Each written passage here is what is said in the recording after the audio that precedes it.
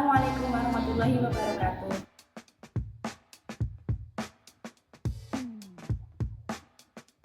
Salam sejahtera untuk kita semua. Kami, peserta pelatihan dasar CPNS tahun 2025, akan mempersembahkan sebuah video sosial eksperimen yang bertema kesiapsiagaan bela negara. Dalam video ini, kami melakukan wawancara singkat kepada 5 orang responden yang dipilih secara acak di lingkungan sekitar. Mari kita simak videonya. Jadi menurut Bapak, bela negara itu apa sih? Bela negara adalah suatu perilaku dan tindakan untuk menjaga kedaulatan dan keselamatan suatu bangsa. Itu sifat dan dari kita terhadap atas kecintaan kita kepada dan semua Indonesia.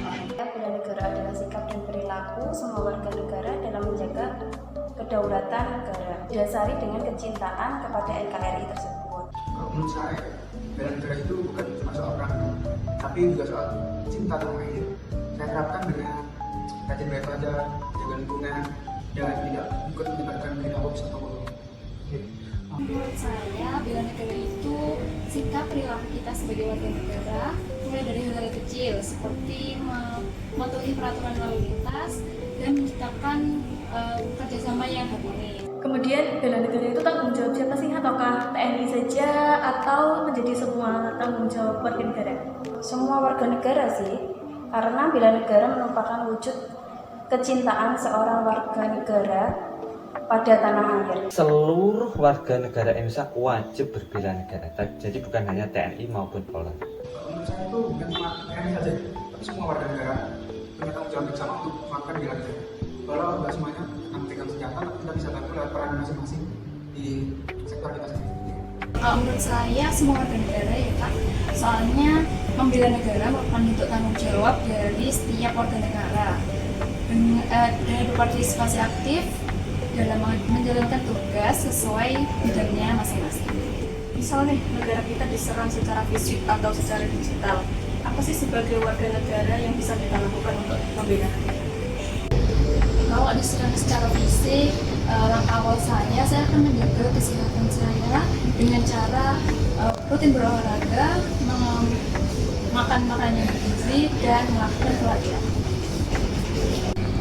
Kalau secara digital, saya berusaha untuk melakukan cross check terhadap semua informasi yang saya terima, tidak langsung menerima informasi tersebut secara mentah-mentah, dan tidak menyebarkan dengan luas sebelum mengetahui kebenaran informasi tersebut. Kemudian kan banyak ancaman nih dari luar nih Pak, yang mengancam kedaulatan negara Indonesia. Satu contohnya yaitu banyak warga Indonesia yang lebih mencintai produk luar negeri daripada produk dalam negeri itu sendiri, terutama produk Indonesia. Itu bagaimana Pak?